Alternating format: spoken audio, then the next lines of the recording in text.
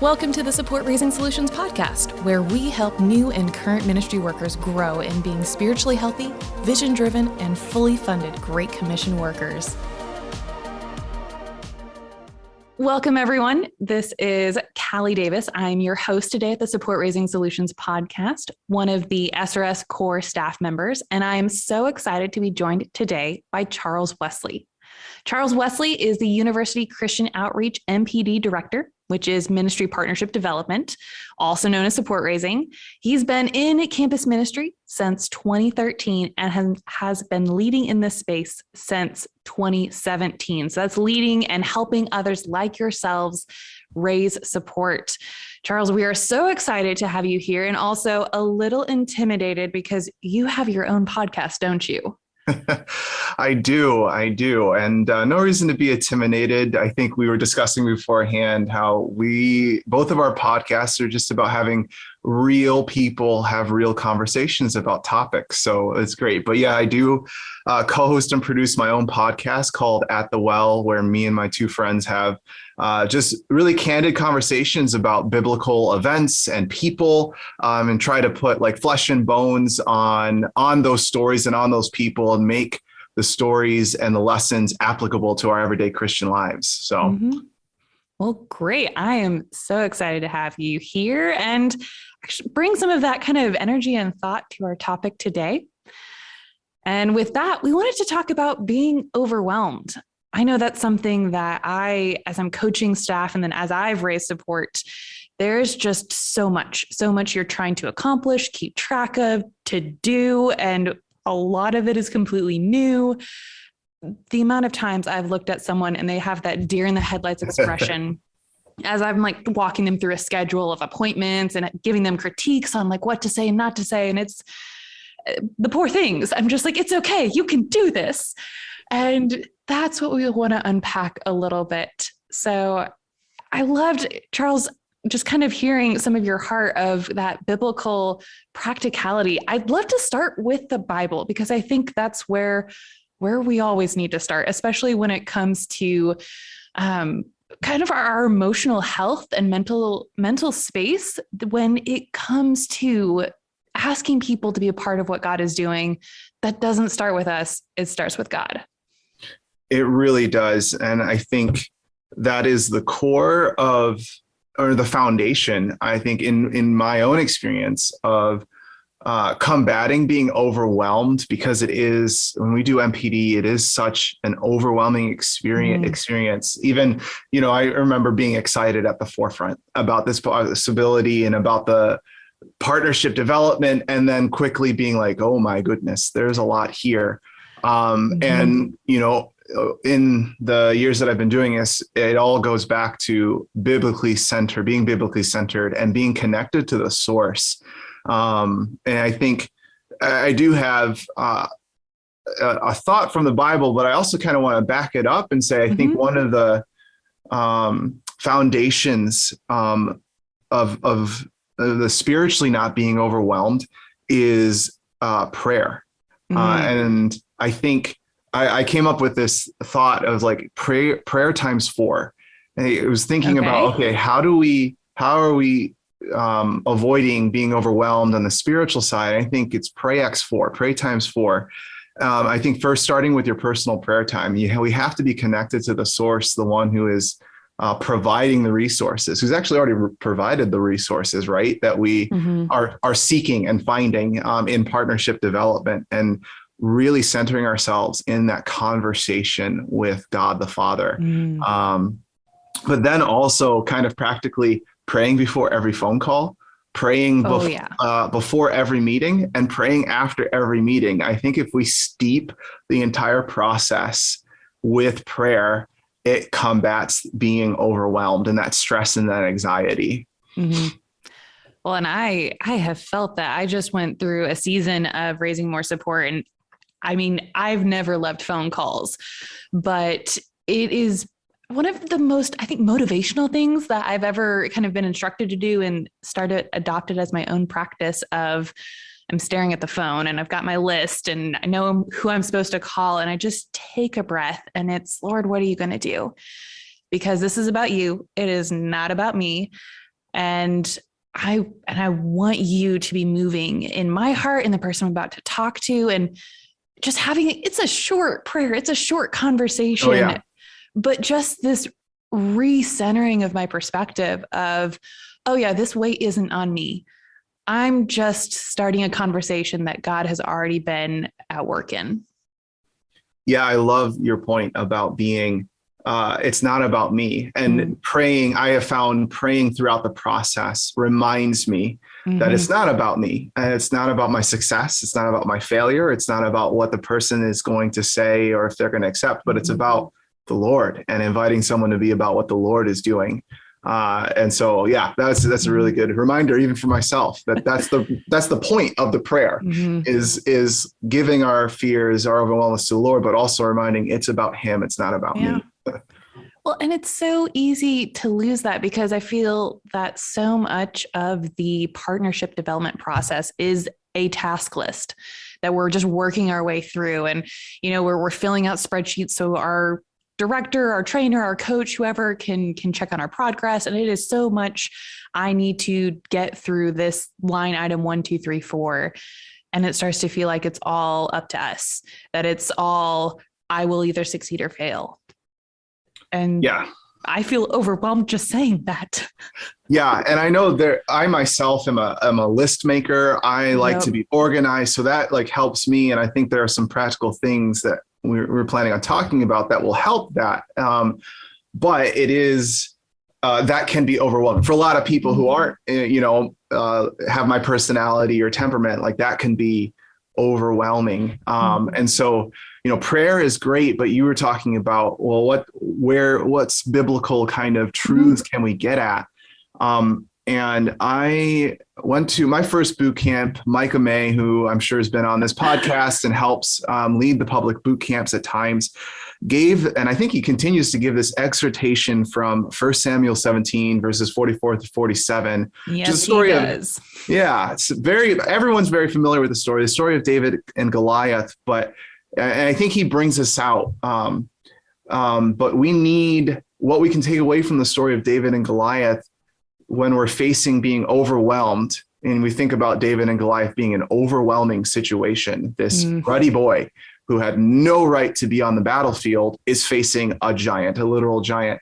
But what I think Micah brings out, and what I am convicted of, is that David had confident conviction that the Lord was calling him to step out in the battlefield and face Goliath, that God had called him into that particular mission. And I think as we go into MPD, we need to be reminded that of that confidence of our own conviction, that we wouldn't be doing this process, right? Unless we were convicted of the call that God had called us to. And I think oftentimes that conviction can waver, but we have to remember that at one point we were confident in it enough that we've started this process, right? Yeah.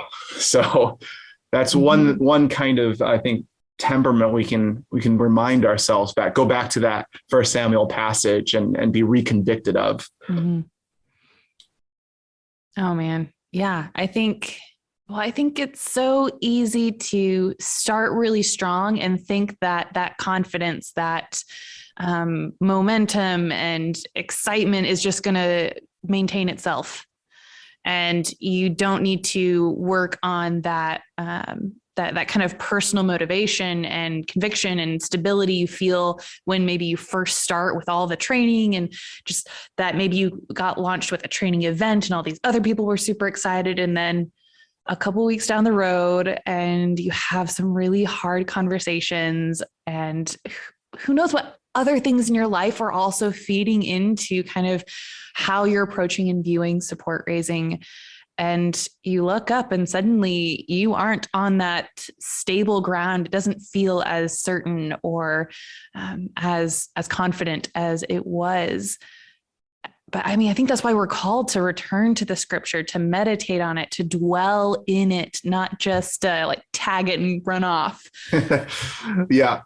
Again, the importance of prayer and steeping ourselves in the presence of the Lord and the scriptural truth. And I think also, faith is a thing that we talk about a lot, right? Like we need faith in our personal discipleship and our walk with the Lord. We need faith in the MPD experience and process.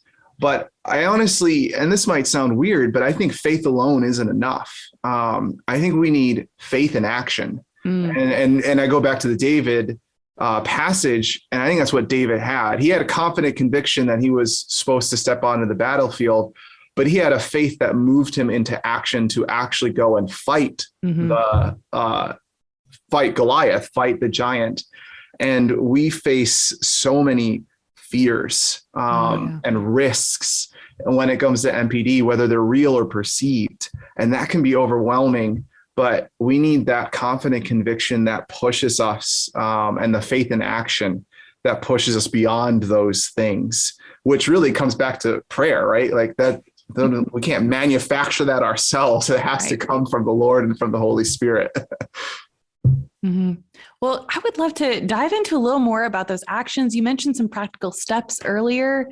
What do we do once we kind of have a little bit more biblical motivation, backing, some conviction? What do we do with it? Yeah, I think for me, this is kind of where the rubber meets the road. And I think I love this quote from Benjamin Franklin. If you fail to plan, you plan to fail. Now, wait. Say that one again. If you fail to plan, you plan to fail. Oh, yeah. And I mean, that first time I heard that, it was like a slap to the face that, whoa, okay. And I think that's so true in MPD, particularly when we talk about being overwhelmed, because a major contributor, I think, to being overwhelmed is like, I didn't have a plan. If you don't have a plan and suddenly you get a no, or someone moves the meeting, or you can't reach someone, suddenly you just feel overwhelmed because things aren't going your way. Yeah. And they're not even going your way. They're not even going according to plan because you didn't have a plan to begin with.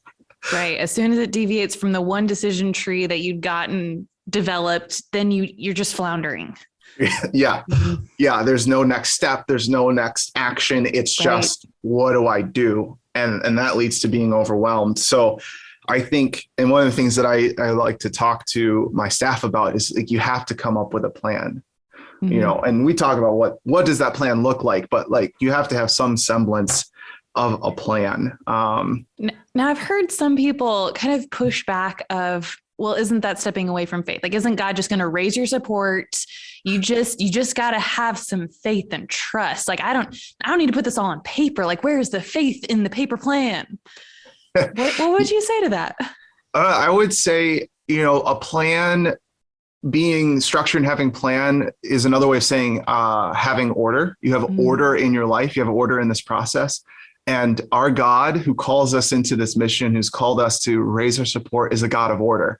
You can't look at the creation story and say like, that was not an ordered plan that God had, right? Like there's step 1, step 2, step 3. You can't read that and be like, God had a plan on how he wanted to creation, and look at salvation history. He has a plan. So yes, we need faith, but we have faith in a God who has a plan for us, for the world, for our MPD. So if we're made in his image, if we're called to be on mission, just as Jesus was, why wouldn't having a plan be a part of that, be a part of this call? Yeah. Okay. So what goes in this plan? I'm assuming that's what you're getting to next, because now I'm getting really interested. Yeah. Yeah. I think first, a lot of people can, and myself included, can get overwhelmed by the plan. And so I like to break goals, or even the MPD process into manageable chunks. Okay. Yeah. So for example, my daughter, Aaliyah, she is 2.5 years old. And we quickly realized that in order for her to understand what's happening, to be on board with whatever we're doing, we need to give her very specific step-by-step instructions. Like coming home from church yesterday. Aaliyah, we're going to come from church. We're going to get out of the car. You're going to take off your shoes. You're going to go to the potty. and then you're going to watch Daniel Tiger, and she can understand that. And when we remind her, she's more on board because we've already talked about it. It's manageable chunks. And I have taken that into MPD. So, example would be you have to raise $27,000. That's overwhelming. I have to raise how much? Or you could say raise $2,250 a month. That's a little bit more manageable. That's easier for me to stomach. Or something like, we talk about your top 100 partners. You need to call your get meetings with your top 100 partners. Well, 100 is a big number, That's a lot of phone calls. And some people struggle to come up with 100 people, and then let alone I have to call every single one of them. Well, what if you break it down and say, well, I'm going to call 20 people today. I'm just going to call 20 people each day, or 20 people every other day. And even within that, maybe I'll call 10 people, in 1 hour, and I'll take a break. And I'll call another 10 people. Just making it a little bit more palatable, I think, for us helps us make progress. And it's also part of coming up with a plan. Well, I think a huge part of the plan is stewarding your time and yourself well. It's not, you're not guaranteeing what's going to happen. This person will meet with me. This person will give. This person won't. That is not the point of the plan. The plan is, how are you using your time, your effort, and you're answering God's call to reach out to these people? How are you doing that well and making the most of what you have been given? Well, that's such a good reminder. It's being a good steward of the resources. And I think that goes to the MPD process, but also to just being discipleship. And oftentimes when we're in MPD, it's the first responsibility that we have. It's our first thing that our organization is asking us to do. And there's something about being responsible with the time that, you are responsible for toward your organization. That's a great reminder. And actually, I think another point I was going to make, because we can get overwhelmed with being a responsible steward even, right? I'm not doing what I'm supposed to do because of X, Y, or Z. That can be a contributing factor to being overwhelmed because I didn't meet my goal. Whatever it is, the evil one's really getting at me today, and I'm anxious about, what's before me. Or what I failed to do in the past. And I think one thing that I have realized is that we can't be too hard on ourselves. That one thing that's helpful to combat being overwhelmed is to reevaluate and readjust. Okay. I didn't hit my goal, but I need to, focusing on the future you can change as opposed to the past you can't. Which I recently heard, I think in this podcast or in one of the SRS articles. And it just really hit me that, our God is a God of mercy. And so his mercies are new for us every day. And so we should be merciful to ourselves even, because if we're too hard in this process, we can bog ourselves down. We can be our own worst enemy. And I think it's to say, it's good to be honest, that, yep, I didn't make my goal. I didn't make the calls I was supposed to. I didn't make an ask that the Lord was making me to ask in the meeting. But you know what? I've learned from that. I've made a mistake, but I'm not going to make that mistake again. I'm going to reevaluate. I'm going to readjust. I'm going to make more calls today. I'm going to stay true to the ask that the Lord has, placed on my heart to ask of this partner. Well, and I think another vein of that is not holding yourself to the goals that someone else has. I think we do encourage some levels of effort of hey, if you want to get momentum and make good progress, we really recommend so many appointments a week. We recommend so many calls so that you're not just barely moving at all. We do have recommendations, but I think that's one of the biggest helps of a coach or someone who's walking with you in this process, to be able to say you are holding yourself to a pace that is not sustainable for you. Everyone's support journey is a little different because everyone's way that they build relationships and they connect with people is a little different, as well as all the other factors in your life that are happening right now. That's probably different than other people. And realizing that this is so much more than just numbers on a page. And you are more than a person of like, you are more than numbers on a page, you're a person. And realizing that, yes, you want to have goals, but a good goal is an attainable goal. And every so often I run against someone that I'm helping or coaching. And I'm like, I sit them down like, okay, you haven't met this goal for 3 weeks now. Do you think it's reasonable to try again? Can we talk about what is actually a way that you can make progress? We can still get you fully funded, but let's actually not just like be efforts of futility here. Yeah, that's so good. I think my general track is to push people, and it's like just, and it becomes more numbers of a page, hit the goal, and we really want people to stretch themselves, but like it would be attainable goals. And I think it's really, it's another way to combat being overwhelmed is knowing your ceiling or knowing your limit within that. How is a person supposed to know that? Yeah, I think, there's know thyself is a good principle. And, some people, like I work with, when I'm onboarding staff and taking them through this process, they're fresh out of college. So a lot of them are still learning themselves. And so maybe this is a little different from other organizations or for other listeners, but it's a little bit of trial and error for the staff that they're still learning how to be adults and how to hold a job for the first time. And this was certainly the case for me, is I had to learn what my ceiling was just by doing it. I remember my second or third year, maybe my first year doing MPD, I was traveling. I was in my hometown, and I scheduled like 7 or 8 meetings in a day. 4 or 5 of them were at my old high school. I just hopped from one office to the next. And I was at a morning meeting. I had a meeting at my church, and I got to the end of that day and I was like, never again.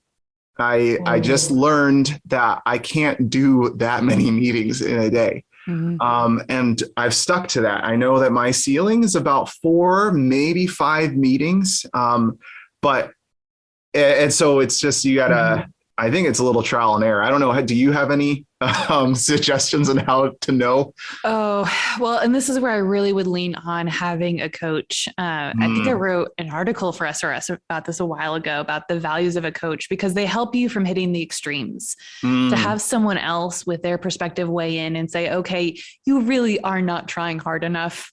Come on. We can do better. And then also stopping you from the other extreme of, you are burning yourself out. You won't be in ministry in a healthy way. We need you to survive this and survive ministry, and thrive, hopefully. I think it's so hard when you're in the middle to have enough perspective to see, am I pulling back when I should be leaning in? Or is this right that I do need to pause and take a breath? Even now I will ask someone to kind of walk through with me through seasons, just to be a sounding board of, okay, is this just what I'm seeing? Do you agree that this is true? Or am I just really not wanting to make more phone calls today? And that's, we're meant to live, we're meant to be in community, because it is so valuable to have another perspective, to give us that kind of outside in view and sounding board, and also just not to be alone in that process. Yeah, it's so important. And I think, coach, accountability partner, whatever you want to have, outside perspective is so helpful to avoid the extremes. And I think, in the MPD process, we're talking about being overwhelmed because being overwhelmed is part of the process.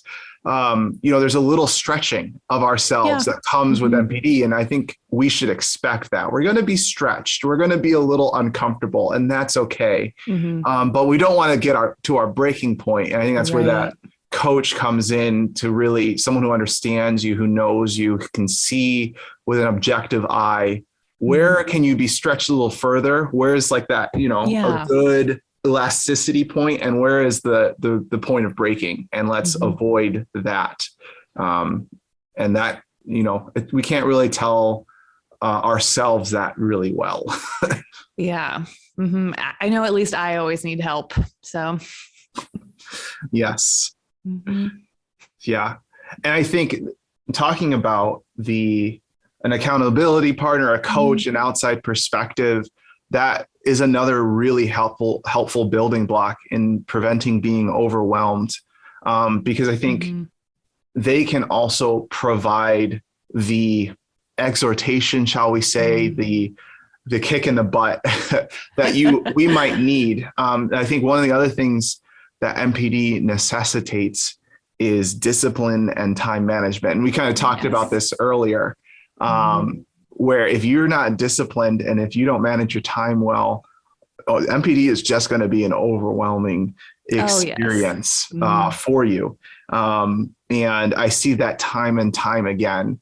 And as I coach and as I train and as I walk alongside our staff, those who are disciplined and those who manage their time well, not to say that they don't have stress, that they're not overwhelmed, but they're able to navigate that a whole lot better than someone who isn't doing that all that well. Because I think you could attest to this, Callie, there's a bit of unpredictability in MPD. Like we can predict unpredictability in MPD. And if we're disciplined, if we manage our time well, there are parameters set for that unpredictability to exist. And doesn't careen into chaos. Yeah, absolutely. It gives you back margin instead of all those pockets of your day suddenly are in flux and in chaos because everything just keeps kind of getting adjusted one way or the other. When you have a little more planning and you have a little more scheduling, then you know where you can flex, you know where something just needs to pause and get rescheduled for later. It gives you a little bit more breathing space, honestly. And whether that's because you have a natural bent towards organization or you get a lot of help and get organized, one way or the other, it will help you to have a plan and to not be as overwhelmed. Exactly. Well, Charles, any final thoughts today? I maybe just leaving with coming back to the spiritual steps or the spiritual mentality of confident conviction and faith in action. I think there is, and I mentioned it before, but there is so much about MPD that is risk. There's so much about MPD that is unknown, that is fear-inducing. But at the end of the day, we need a confident conviction of He who called us into the mission. We, just like David, was confident in his conviction that the Lord called him to really save his people, the people that he had already been anointed king over, yet did not have the title yet. And that's just inspiring to me. And he also had faith in action, right? And I think just like David, in MPD, it's helpful to have faith in action despite the risk, despite the fear, not faith in fear because of the risk. And I think David exemplifies that really, really well in that 1 Samuel 17 story. I would just encourage myself, encourage every listener that God has the resources out there. It's our job to find them. And it's our job to invite people into the partnership. It is overwhelming, but let's not let that stop us from having faith in action to go out and invite, to go out and find the resources that God has already provided, despite the risk, and be confident in the conviction that God has placed in our hearts. That is a good word. Thank you, Charles. And thank you for joining us today on the podcast. It has been an honor to have you here. And hopefully we can have you back again sometime. It's been a pleasure. Thank you. Thanks for joining us today. And please be sure to subscribe so you don't miss an episode as we work to give more insight into building and maintaining your ministry partnership team.